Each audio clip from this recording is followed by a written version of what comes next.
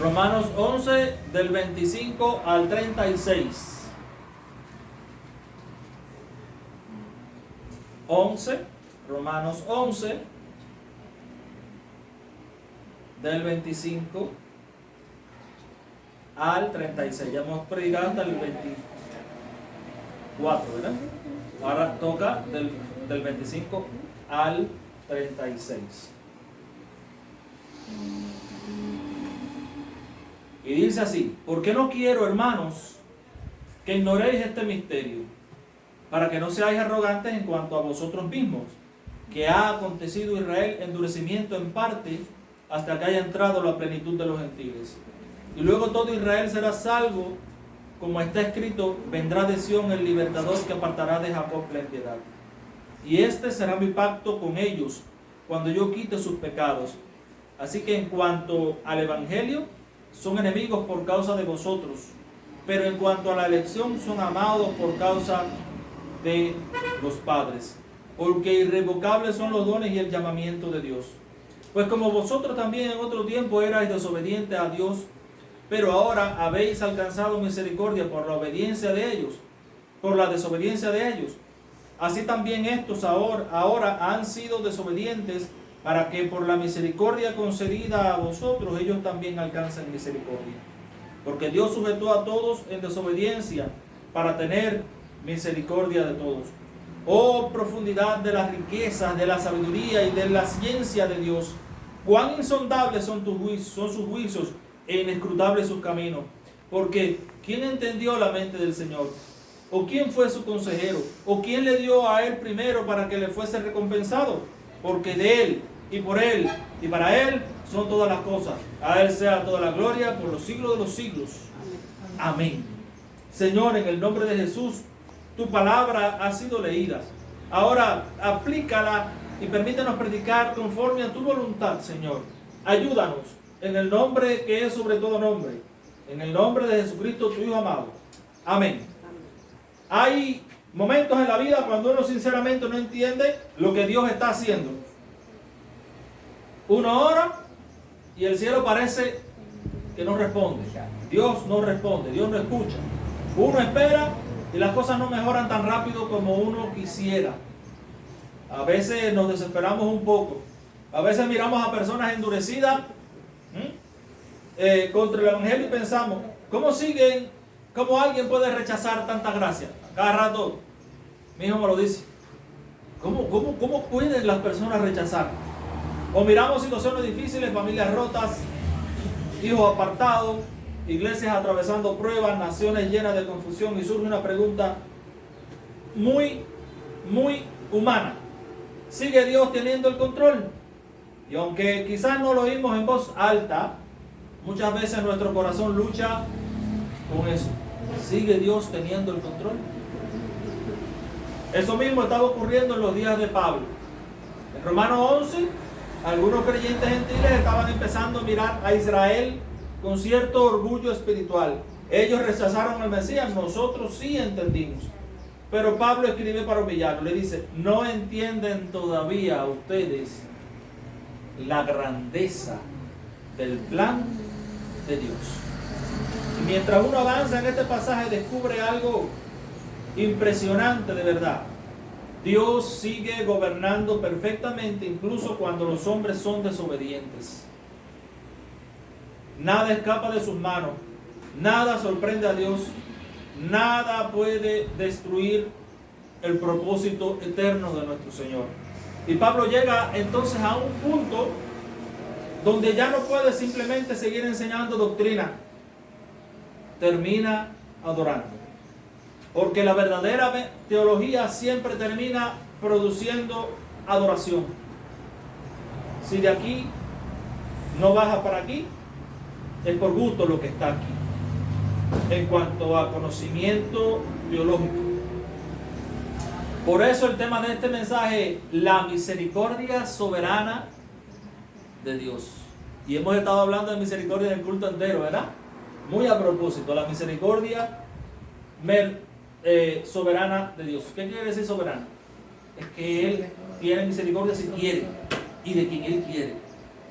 No es que Dios tenga misericordia de fulanito, de perecejito o de mí. No, no. Él tiene misericordia de quien Él quiere y la ejerce como Él quiere. Eso es soberanía. Dios gobierna soberanamente toda la historia humana para manifestar su misericordia y llevarnos a confiar humildemente en su gloria. Primero, Dios usa incluso el endurecimiento humano para cumplir su plan redentor. En los versículos del 25 al 27 dice: porque no quiero, hermanos, que ignoréis este misterio, para que no seáis arrogantes en cuanto a vosotros mismos, que ha acontecido a Israel endurecimiento en parte hasta que haya entrado la plenitud de los gentiles, y luego todo Israel será salvo. Como está escrito: vendrá de Sión el libertador, que apartará de Jacob la impiedad. Y este será mi pacto con ellos, cuando yo quite sus pecados. Pablo comienza diciendo: no quiero, hermanos, que ignoréis este misterio. La palabra misterio, fíjense,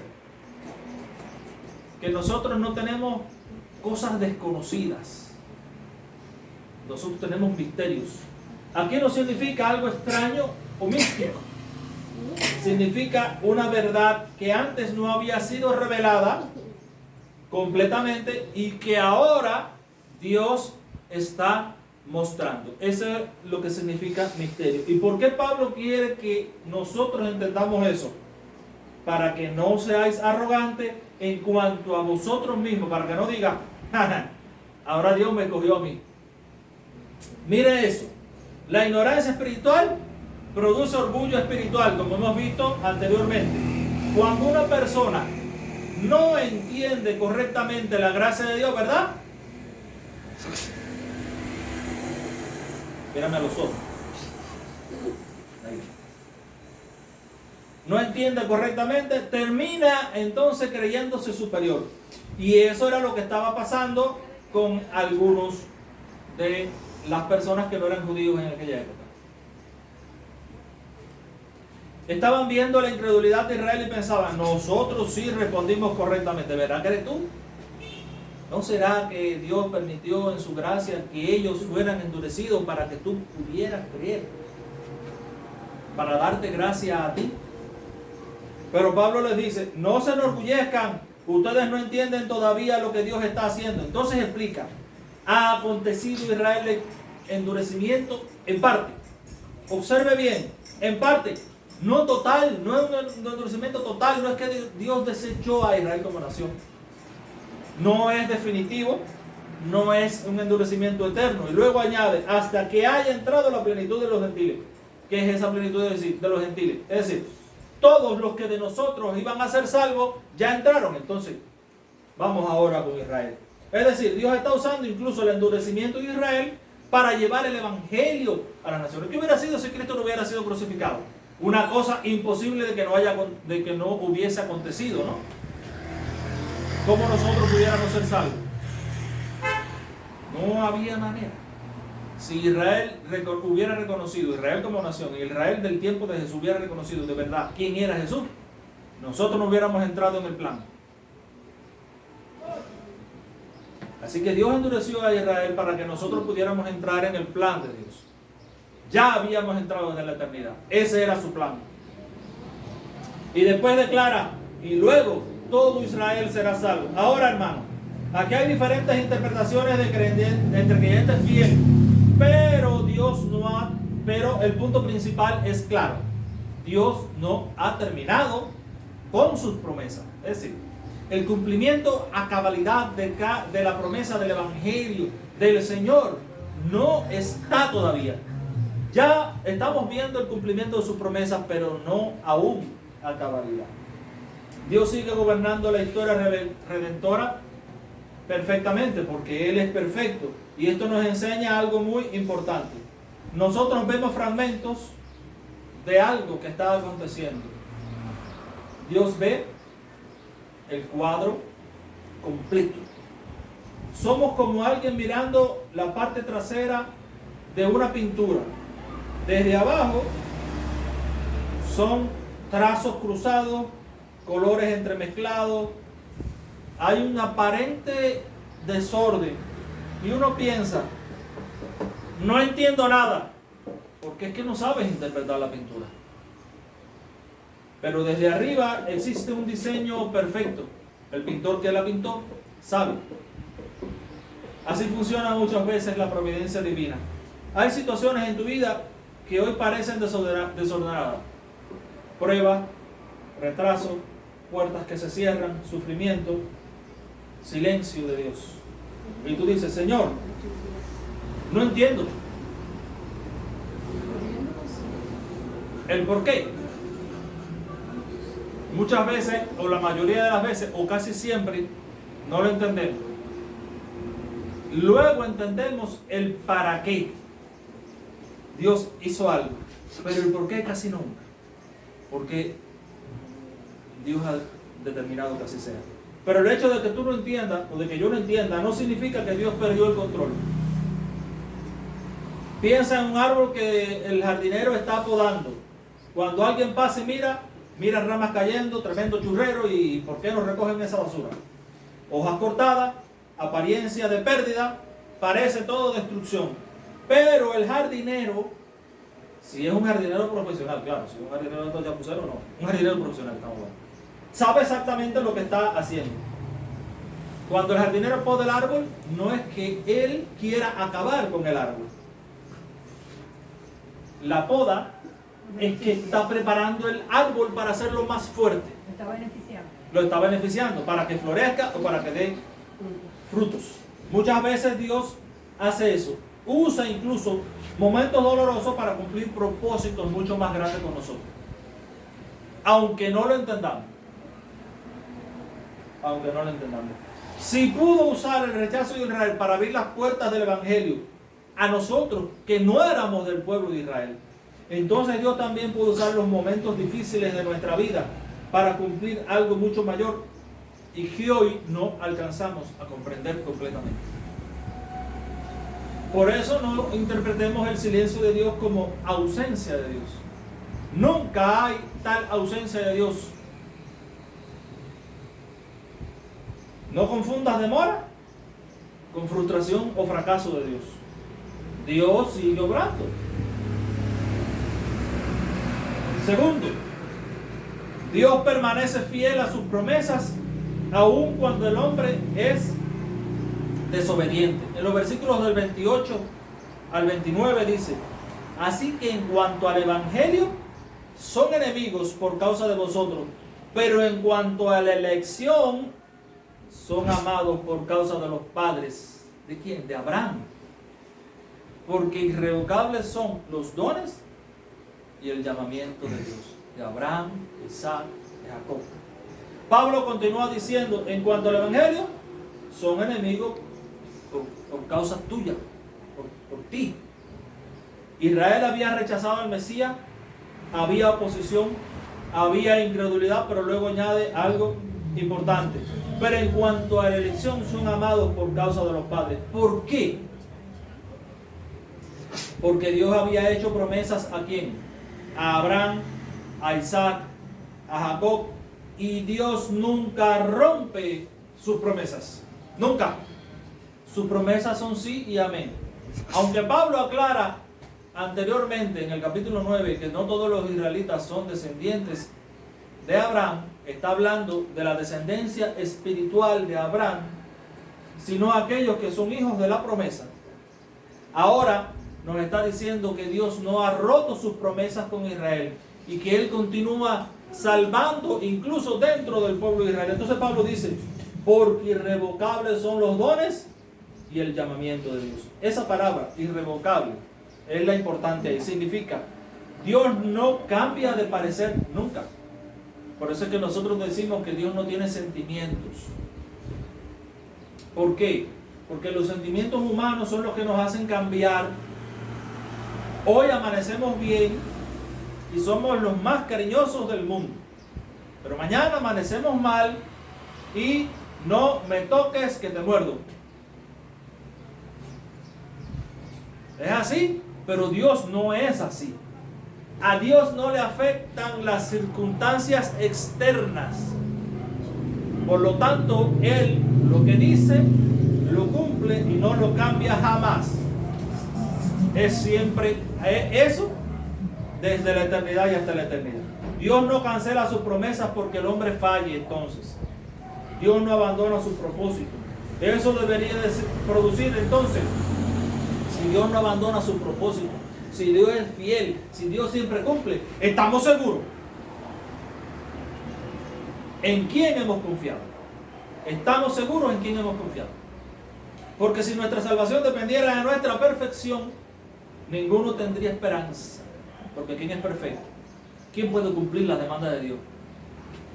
Nadie las ha cumplido. El único que las ha cumplido ha sido Dios mismo, Cristo. De ahí en fuera más nadie.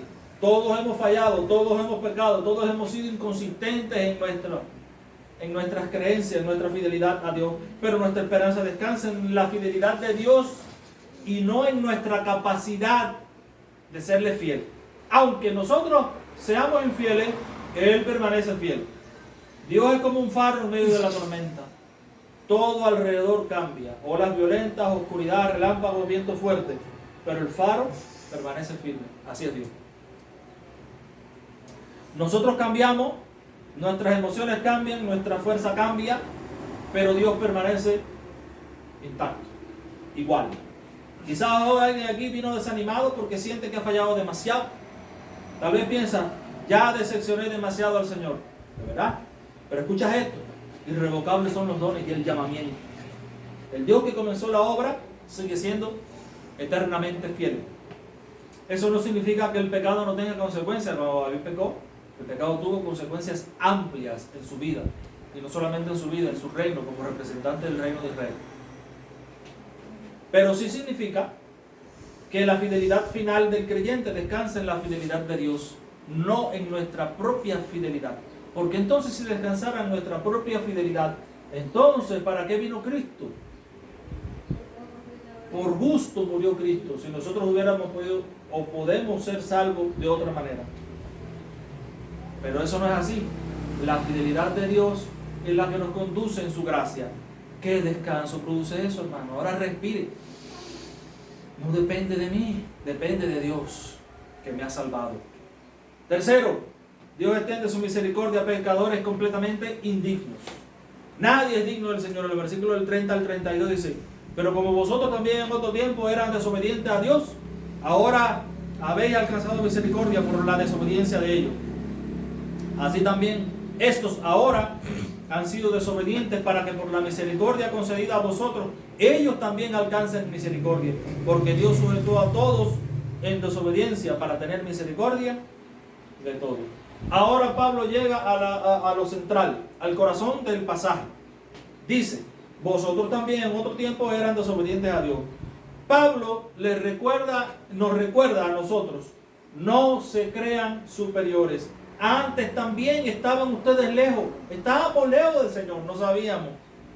Antes también estábamos lejos. Luego entonces añade: así también estos, los israelitas ahora han sido desobedientes. Y entonces llega una de las declaraciones más profundas de Romanos. Dios sujetó a todos en desobediencia para tener misericordia de todos.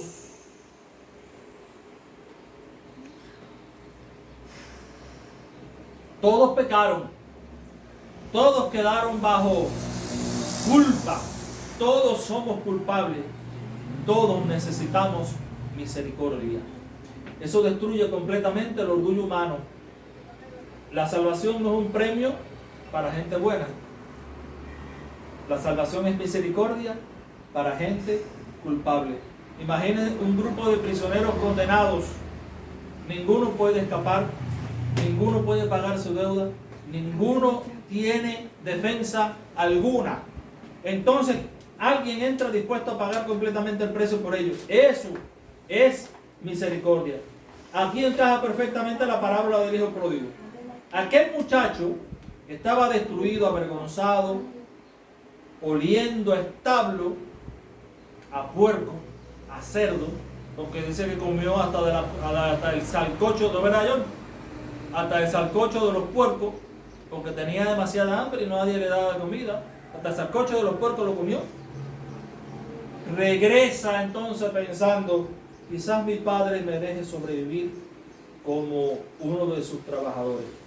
Pero cuando el padre lo ve, corre hacia él. Y eso era impactante culturalmente. Los hombres mayores no corrían así públicamente, pero el padre corre, lo abraza, lo besa, lo restaura. El hijo esperaba juicio, pero recibió misericordia. Eso es lo que explica precisamente Romanos 11 en este pasaje que estamos viendo. Nunca olvidemos esto. Todo lo que somos espiritualmente hablando es por misericordia de Dios. Esto destruye la arrogancia, el orgullo doctrinal y la superioridad espiritual. Porque nadie puede mirar a otro pecador desde arriba cuando recuerda cuánto perdón recibió de Dios.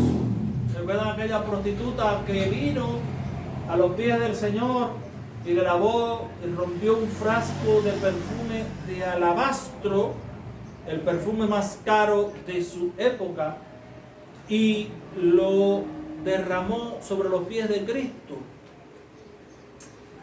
¿Qué dijo Judas? Eso se lo hubiéramos podido vender y lo hubiéramos podido compartir el dinero de ese perfume con los pobres. Que dice Cristo, ustedes van a tener a los pobres, pero a mí no siempre me van a tener. Pero lo otro que él añade, él dice, porque al que mucho se le perdona, mucho ama. La salvación por el mérito no existe. Pero si existiera, produciría orgullo.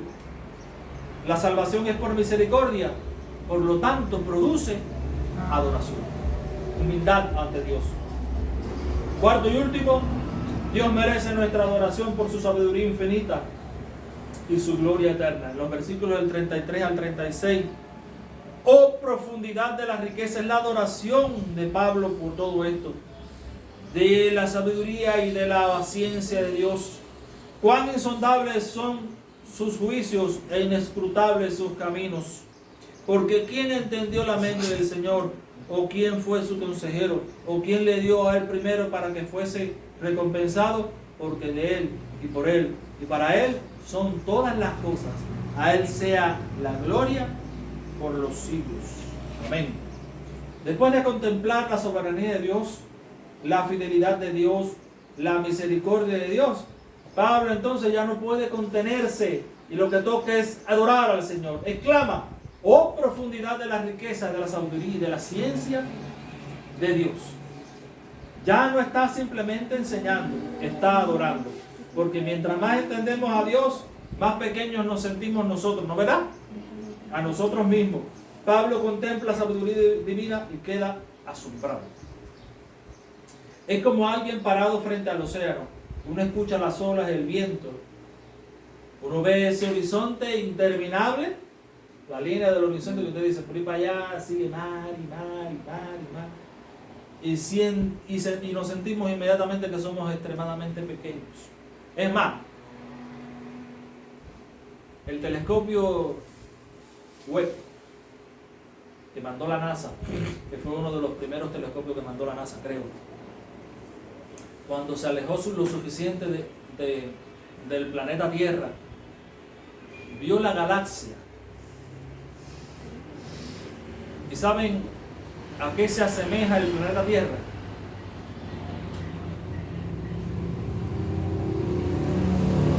El hombre que estaba explicando el video, que era un científico de la NASA, dijo, ustedes ven esta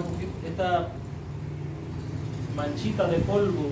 Ustedes ven aquí, una manchita súper pequeñita que casi ni se veía. Eso somos nosotros, ese es el planeta Tierra.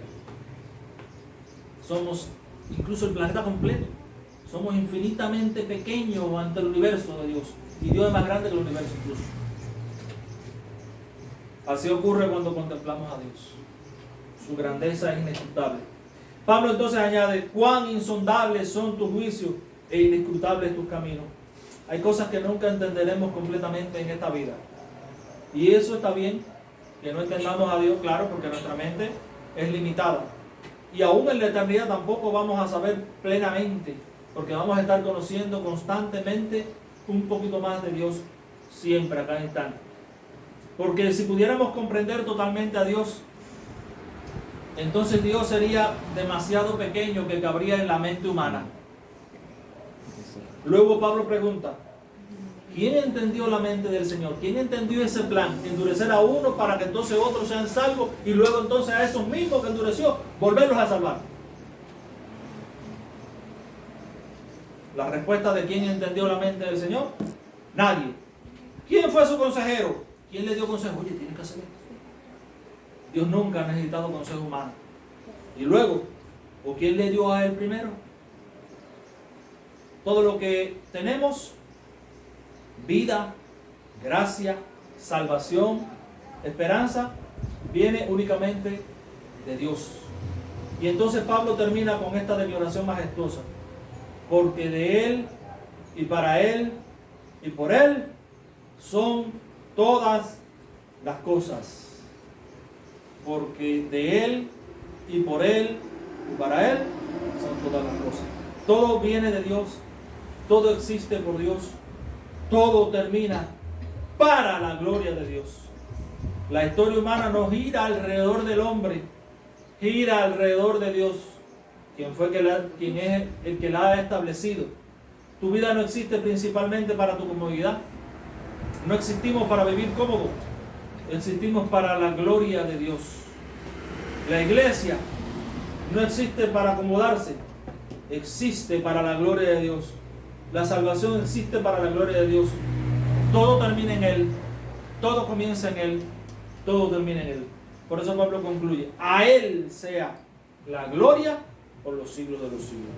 Por lo tanto podemos concluir, hoy hemos visto 4 grandes verdades. Primero, Dios usa incluso el endurecimiento humano para cumplir su plan. Segundo, Dios permanece fiel aun cuando el hombre es desobediente.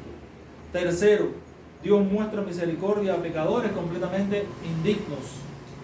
Cuarto, Dios merece adoración eterna por su sabiduría y gloria infinita. Y la respuesta a estas 4 verdades no es orgullo, es humildad, es confianza, es adoración. Quizás hoy llegamos aquí confundidos, tal vez estemos atravesando situaciones que no entendemos, quizás estemos mirando solo la parte del dibujo aquel que no entendemos.